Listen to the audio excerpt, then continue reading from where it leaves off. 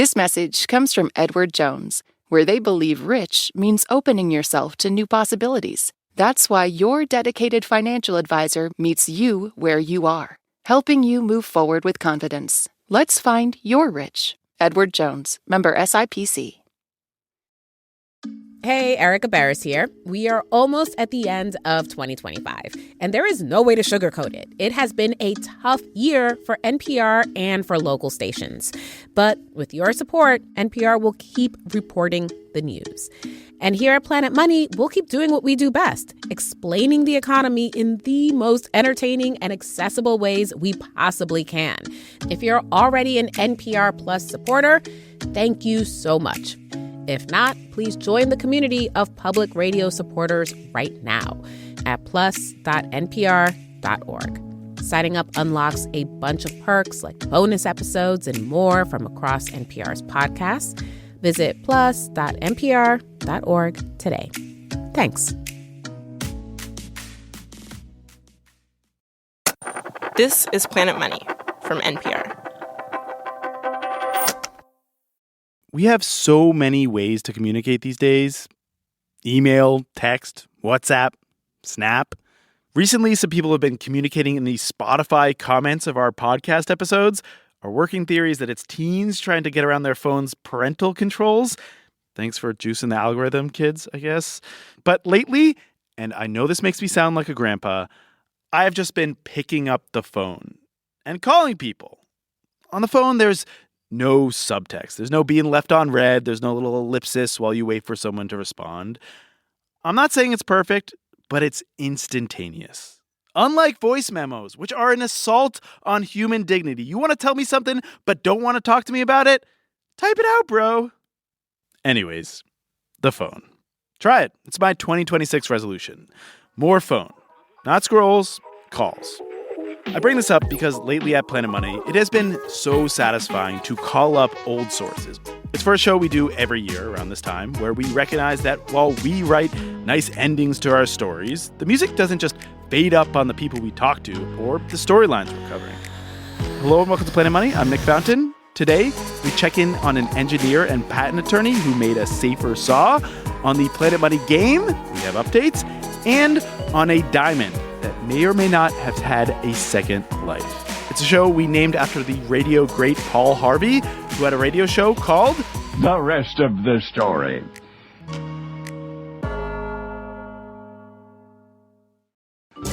This week on Wait, Wait, Don't Tell Me, we talked to legendary musician Jason Narducy about being in a punk band when he was just 11 years old. We broke up when I was 12, and I just felt like I needed to go through puberty without band drama.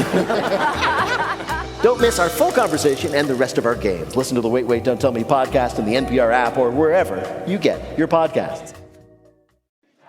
The last phase of the World Cup is underway, and the NPR network has been there since the first whistle. Cape Verde is a small African island nation that surprised everyone by making it to the World Cup. Ronaldo did something no man or woman has done before. He scored goals in 6 different World Cups for a total of 10. As we enter the final matches of the tournament, head to the NPR app for all things World Cup from the NPR network.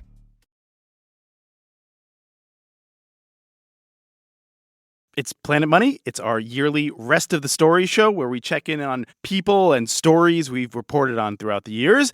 Our first update comes from Planet Money's consumer disservice correspondent, Alexi Horowitz-Ghazi. Hello. Nico de la Fontaine.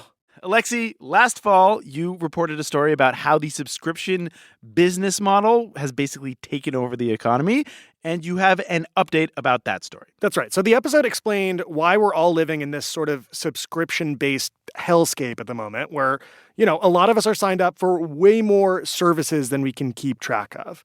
And the story started back in the late 90s when this company called Salesforce started offering their software as a subscription service. Then we explained how Silicon Valley venture capitalists helped export that model to everything from razors and meal kits to streaming services or, new features on the tractor you just bought. And a big part of the story, if I recall correctly, was about the downsides of this explosion in subscriptions. You actually called the show The Subscription Trap. Because people are not just getting oversubscribed out of forgetfulness, a lot of companies have also been doing more nefarious things, like making it difficult to cancel on purpose. But it seemed like this might all be about to change. That's right. When we aired the show last fall, the Federal Trade Commission, the FTC, had just passed this new regulation called the click-to-cancel rule. The rule was supposed to require companies to make it just as easy to leave a service as it was to sign up. And also, it would have put big fines on companies that did not do that. Then, two big things happened. First, President Trump announced a new FTC chair named Andrew Ferguson, who'd actually voted against passing the click-to-cancel rule. He said it was ideologically motivated and rushed through. And second, a federal appeals court struck down the rule, citing procedural errors. Here's Ferguson talking to Fox News about it. Unfortunately, the previous administration, as they often did, cut tons of corners. They were more concerned about press releases than they were about delivering results for Americans. They skipped important procedural steps, and a court had to strike the rule down. But this is one of my priorities. Ferguson said the agency does still have another tool to fight subscription abuse, including the Restore Online Shoppers Confidence Act, or ROSCA for the real heads. And they're continuing to bring lawsuits against the most egregious offenders. So in summary, this rule that would have maybe gotten us out of the subscription trap is in a kind of limbo for now, but there is still going to be one-off FTC enforcement actions. That's right. Okay, but Alexi, we promised we were going to check in on the people we met along the way. And one of my favorite parts of your episode was the story of these three brothers who were trying to fix this. What's up with them? Right. So this guy, Harun Mukhtarzada, and his three brothers started a company to help people keep track of their subscriptions and even cancel them. But for a long time, the brothers couldn't figure out how to make this work as a profitable business until they finally asked the question they've been avoiding for years. What if we charged a subscription for this service? And I mean, the sheer irony of that is why I personally was adamantly opposed to it. I just said, this is crazy, guys. Like, we can't have a subscription cancellation service that charges people a subscription for it. It just seemed so ridiculous. But when you're on death's doorstep, basically, you're willing to kind of do whatever. Soon after they pivoted to a subscription model, the company's revenue started taking off. Just a few years later, they ended up selling the company for over $1 billion. This week, I got Harun, the CEO of Rocket Money, back on the phone, and I started by asking him how he'd been thinking about this new click-to-cancel regulation back when it looked like it was going to happen. Was any part of you worried when you heard there might be tighter government regulation of subscription services? Like, worried that they might cut into the subscription management business? No, I think that would be a little dark to feel that way. Harun says his company's whole mission is to help people get a hold of their finances, so they had welcomed click-to-cancel. They were sad to see it struck down. But in any event, he says his business is still growing just like it was before this whole regulatory back and forth. Well, I mean, the subscription economy continues to boom. This year, we saw the average user adding 3 subscriptions, in the course of a year. So one every 4 months. Okay. We processed over 10 million cancellations. This year? Yeah. Wow. I'm realizing I signed up for Mubi to watch the Mussolini miniseries. Yes. And I did not follow my reminder to cancel it. I'm realizing now I've got to use this update as an excuse to get my house in order again. It's the right time to do it. All right, Alexi Horowitz-Ghazi, thank you for the update, and thank you for reminding us all, once again, it may be time to go out and cancel some stuff. Maybe you've inspired some New Year's resolutions, sir. Thank you, Nick. New year, new us. Let's cancel some stuff. Heck yeah. Except, of course, your Planet Money subscription. Okay, now for a quick update. You will remember that earlier this year, Planet Money's Jeff Guo went out and bought a real, also a lab-grown diamond and sent it in the mail to Sarah Gonzalez. Jeff, what is this? Is it a fake diamond or a real diamond? Sarah, it is a 1-carat, colorless, ideal cut diamond. It's basically an engagement ring quality diamond. Wait, this is like creme de la creme, perfect cut, perfect clarity. Dude, it's sparkly. Jeff joins me now. Hi, Jeff. Hey, Nick. All right, so remind us how much you paid for that diamond. Right, so for context, a natural diamond like this, it would cost $4,000 to $5,000. This, of course, is a lab-grown diamond. It is a real diamond. It was just grown in a lab. And we got it off a Chinese e-commerce website back in January for $137. So cheap, which of course is game-changing for the diamond industry and also why you did the show. Yeah, so what we learned is that $137, it's pretty close to the wholesale price for a decent 1-carat lab-grown diamond. But here's the weird thing. At the time, the retail price of a lab-grown diamond like this, it was still around $1,000. And that was the lingering question from your episode. Mm-hmm. If it is so cheap to make these lab-grown diamonds now, why are prices in stores still so high? Right. So, have they dropped since then? You know, I was looking around online a couple days ago, and the prices are getting cheaper. So we're down from $1,000 to about $800 now. Interesting. Any updates on the specific diamond? What happened to it? Did you put a ring on it? What's going on with the diamond? Oh, I still have it, Nick. What? Wait, you want to see it? Yes. Wait, hang on. Where is it? I think it's in here. Oh, I found it. Here it is. Oh, it's beautiful. This is my first time seeing it. Look at that. The Planet Money diamond.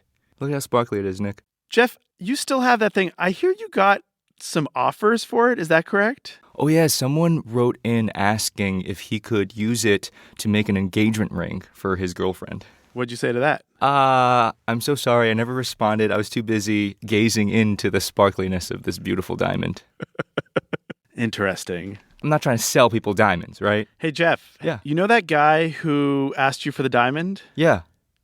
This is him. This is Adam. Hey, Jeff. Hello. Oh, my gosh. Wait, what? No, Nick. Hi, it's great to meet you. I'm so sorry I never responded to your email. You know, I've been waiting. I figured that one day you'd finally get around to it, and I guess Nick just took care of it for you. Well, did you ever get around to it? Well, I know that this is a radio program, but do you guys mind if I share my screen? Sure, yes.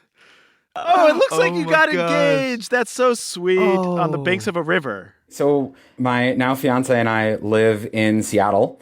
There's us at Gasworks Park.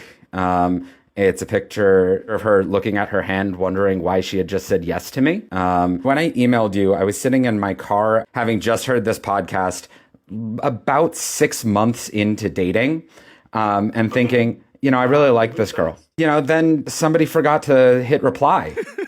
You look very happy. Did you make it yourself? So in lieu of making my own ring, this is actually my parents' engagement ring. I called my mom. I told her I wanted to propose, and she pulled this thing out for me. Wow. The family heirloom is way better.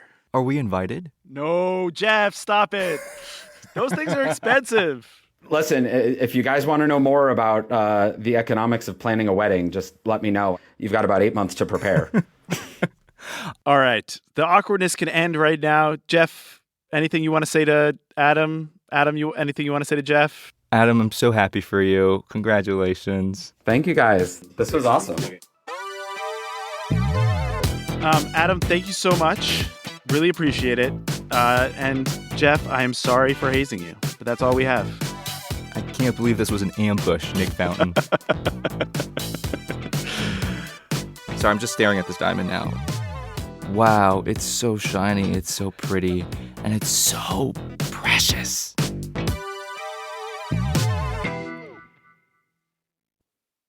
One of the most memorable episodes from this year for me was one we did about Gaza, about how money was literally and figuratively falling apart there. This was before the ceasefire that was announced in early October. Food was scarce. Israel had blocked cash, shekels, from entering Gaza for about 2 years, and the paper cash that was there before the war started was not doing so well. The money become hurts and destroyed. So when you offer it to a seller, they don't accept it. It become nothing, become worthless. That's Mohammed Awad, who was in Gaza. Sarah Gonzalez was the reporter on the episode, and she has been checking in with Mohammed. Sarah, hi. Hey, Nick. All right, so big headline update. Has money been getting into Gaza since the ceasefire? No, Israel is still not letting cash into Gaza. So Mohammed says they still have the same problem. There is not enough cash. The cash that's there is falling apart. But he did say that things have improved significantly. Okay, and we'll get to that in a bit. But before, can you just remind us what was going on with Mohammed when we last heard from him? All right, well, first of all, Mohammed had been working with his best friend, Al-Aldin, in Belgium, basically trying to move shekels that were sitting in bank accounts all around the world so that more people in Gaza would have access to shekels since Israel had cut Gaza off, right? But the last time we talked to Mohammed, he said that the Israeli military had just destroyed his tent in the tent camp that they were living in. So he, his wife, his 2 kids, they had all been staying in a relative's home that was partially destroyed. So there were no exterior walls. It was like really crowded. And he actually really preferred having his own tent. But when we spoke to him at the time, tents were selling for like almost $1,000. For just like a normal tent. Regular tarp-like tent. And they were not going to spend that kind of money on a new one, right? So that's why they were in this situation. But as we mentioned, in early October, there was that ceasefire. How have things changed for Mohammed? Or have they? Yeah. So Mohammed said that conditions have improved significantly. He said, especially since the bombing has stopped. He said that there are still some breaches. Now, on the breaches front, there have been many reports of Israel violating the ceasefire, according to the United Nations Human Rights Office. They say that hundreds of Palestinians have been killed and hundreds injured still, even during the ceasefire. And there are also reports of Hamas violating the ceasefire too, right? But, Mohammed says that overall, yeah, things are much better. Yeah, what is life like right now? So he is in his own tent now. He sent me pictures. It's like that standard white dome-shaped UNICEF tent. They're growing vegetables. So they have 7 rows of vegetables, of greens.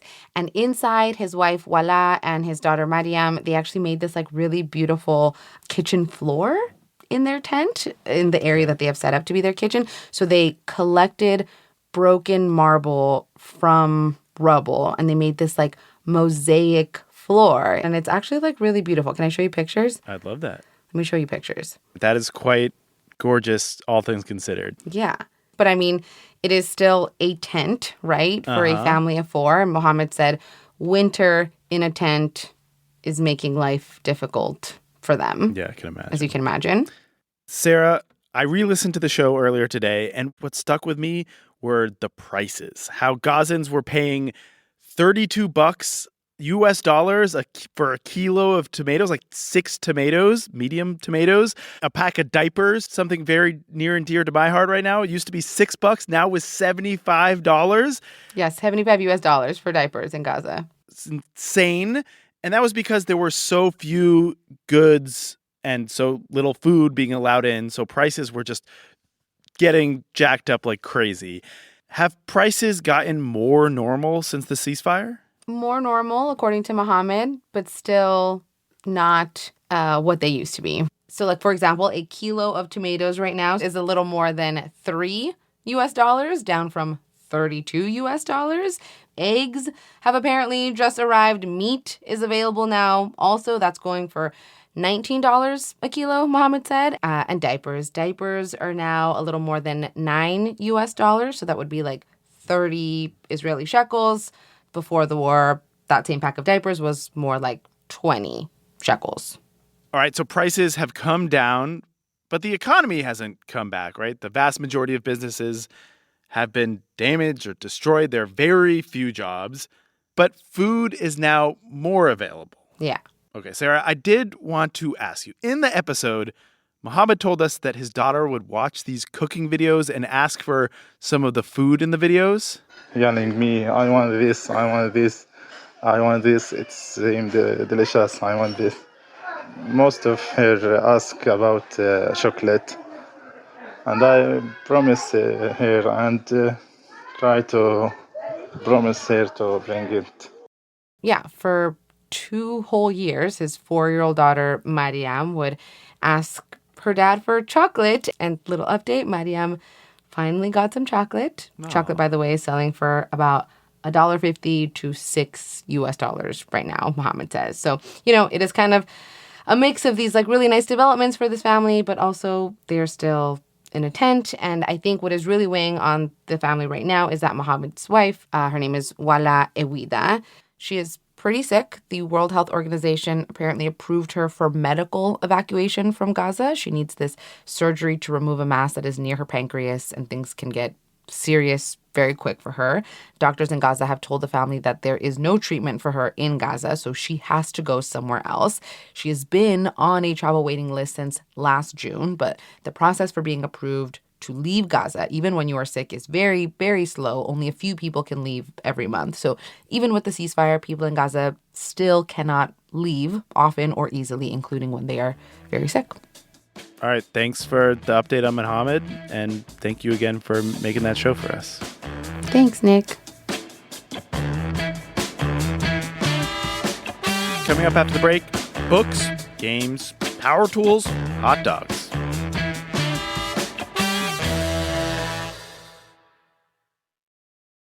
Nearly 1 year after Congress eliminated federal funding for public media, NPR remains committed to informing the public. But a free press doesn't just happen. It's something we must protect. Without federal funding, we are relying on your support now. Please show your support today at plus.npr.org. This is Tanya Mosley, co-host of Fresh Air. From mail-in ballots to racial gerrymandering, a lot is at stake for America's free and fair elections. I spoke with journalist Ari Berman about what he calls a final blow to the Voting Rights Act. My fear is that we are returning to a politics of Jim Crow in the South. Listen to Fresh Air on the NPR app or wherever you get your podcasts. Joining me now is a man who wears many hats at Planet Money, our executive producer, Alex Goldmark. Hi, Alex. Hey, Nick. How you doing? You are going to do some business today, some Planet Money business. What do we got? Right. So as you know, Planet Money is making a board game. Yes. We did 2 episodes on this. We can link to them back in the show notes. But the refresher is we love games. It is a super interesting time in the game industry. But more than that, games are also a way to demonstrate some economic ideas in fun ways. And we partnered with this kind of famous game company called Exploding Kittens. We gave them some ideas. They made them, what? More fun, right? We gave them like 17 ideas that were like obscure economic concepts and very nerdy. They made the game way less textbook, way more fun, more of a party. And along the way, it opened up this like whole door for us and this project. And I'm now so excited for this because it's turning into something where we get to report on the retail industry, like all of retail from the inside. Like, how does a company get into big box stores? Which shelf space is the most important? How do you convince the big box retailers to give you that shelf space? And we now are like getting to be inside this world, and that's what this project is going to become next year. Is the game ready for prime time? Right. Of course, to actually do all this, we need to have a product that is fun and good. And so the game needs to work. And this is where, like, the real update is it's a thank you. Thank you to the audience for helping us make it better. We had a prototype that was messy. You had to print out, cut out pieces of paper, put it on cards, like do a lot of work to play it. And hundreds of you did. And boy, did you deliver. It's amazing. Okay, so we're shuffling the cards. I'll read the instructions. So the goal is to be the first player to get 5 green chips. We had all these recordings, hours and hours of it. This is the Planet Money game. We are playtesting it. They were from families playing at home. Playing with my son, who is 13 years old. Should I take his deal or your deal? Fine, you get 2 more chips. My goodness gracious. Teachers played it with classes and gave us like economic notes. Right now, -5 or -4. Experienced gamers who were like searching for edge cases. We did play a second time. We liked the strategy, that it was variable, it was limited. It really feels like we're doing this as a community at this point. This is also 10, so I won. He won. Let's play again. You won 2 times. Thanks, Planet Money. See you guys. I love our listeners. They are the best. Thank you for playing, guys. And we shared all of this stuff with Exploding Kittens. And I know that we have a newer version of the game. What's the update on where we're at with the game? New version, if you want to try it. The rules are clearer. The game moves faster. We changed the way you win and made it simpler. We changed the way turns work. So the design is more sophisticated. There may be a little less economics for some of you, which is an interesting thing that's evolving. We'd like to hear about that. planetmoneygame.com is where you find version 4. Send us your feedback on the forum there. We don't need audio this time. And please do it by January 15th in order to get it into the design of the final version of the game. Alex, thank you for that update. I know you have one other very quick update. I am contractually required to mention it every time I come on mic. Planet Money is writing a book. It comes out in April. We're really proud of it. And if you pre-order now, you get a special gift, and it will help us get on the bestseller list. PlanetMoneyBook.com. Thank you for letting me say that into the microphone. Thank you, Alex. Thank you for letting me hijack your show for a segment. Can I repay you somehow? I'm glad you asked. I have an update from my neck of the woods. Do you remember a couple of years ago, I went to the suburbs of Portland, Oregon to meet the maker of this safer table saw? His name was Steve Gass. I do. This was the saw stop, the table saw like spinning blade to cut wood, but did not cut fingers. How many fingers do you think this has saved? Well over 10,000 fingers now. 10,000 fingers? Yeah. Fingers get saved on saw stops every day now. And if I remember correctly, right, this saw can sense when it skims a finger and stops so fast that it does not cut your finger. And Cuts you terrified us by pretending that you were going to put your finger under it, but you used a hot dog instead. That moment seared into my brain. That is true. Sorry. But what the story was really about was how products get safer, and this trade-off of regulations that make something more expensive but also safer versus other ways of making something safer, like suing the company and that kind of incentive. You passed the test. You remembered the show to a T. And you will also remember that Steve had been pursuing the first way, regulation. He had spent years lobbying the Consumer Product Safety Commission to make that finger-detecting technology mandatory for table saws, but he had been facing fierce opposition from the industry. The other day, I gave him a ring. How are you? Good. Long time. Yeah. Alex, you'll probably remember that when we left off with Steve, it seemed like finally, after 2 decades, that regulation was finally going to become the rule of the land. Things were on a promising track. I think I sort of debated how much to say this was a sure thing or not in our writing, you know? But I am sensing by the way you are setting this up that is not how things went down. That's right. President Trump has fired 3 of the 5 members of the U.S. Consumer Product Safety Commission, including the head of the independent federal agency. So that happened in May, and right there, Steve realized that this regulation was not going to go through. It's like watching a car wreck and not being able to do anything to prevent it. In this case, tens of thousands of woodworkers who will be injured seriously, life-changing injuries that didn't need to occur. And that's hard to sit with. It's frustrating. It makes me angry because we could do better. Okay, so his update is he's feeling kind of depressed now and also angry. He said he's not going to let it get him down too much. He says he recognizes that this is just one of many anti-regulation steps that the Trump administration is taking. And he's trying to bring a new product to market, a safer bandsaw, in the hopes that people will just pay for safety. A market-based solution. We love it when that works. Yeah, I think Steve doesn't think that always works. That's why he was, trying to push for this regulation, but it's another way. It's a little like Lucy in the football. And, I'm Charlie Brown. It just keeps going around. Thank you for your time. It's good talking with you again. Happy New Year. You too. Also, Alex, one final update. Throughout the story, we referred to a particular type of sausage like this, the beef brat, when the beef brats, they were cheaper. This is what you put in front of the saw instead of a finger? Exactly. And the Midwesterners showed up in the emails. I am so sorry. I now know it is called a brat. I regret the error. Most thorough update ever. Thank you. We put links in the show notes to all the original episodes we mentioned today, and a link to buy the book and get that sweet, sweet pre-sale gift. This episode of Planet Money was produced by Luis Gallo, edited by Alex Goldmark, fact-checked by Vito Emanuel. I'm Nick Fountain. This is NPR. Thank you for listening. Happy New Year. And that is the rest of... actually, one more thing. As we were putting together this edition of Rest of the Story, another update that is just so juicy. You'll remember that Paul Harvey is the guy behind that old-timey radio show, The Rest of the Story. His estate is suing Paramount over the rest of the story. Apparently, Paramount used an excerpt in their show Landman, and the Paul Harvey estate says it was taken out of context and used without permission, and they're suing Paramount. They're asking them to remove the audio and pay them. Paramount did not respond to our request for comment. And that is the rest of the story. Please don't sue us.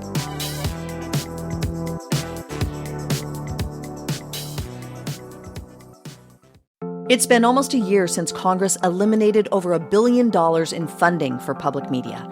Yet we, the people, haven't backed down. When you donate to the independent nonprofits that make up the NPR network, we hold the powerful to account together. Join the community of people who power this work at plus.npr.org.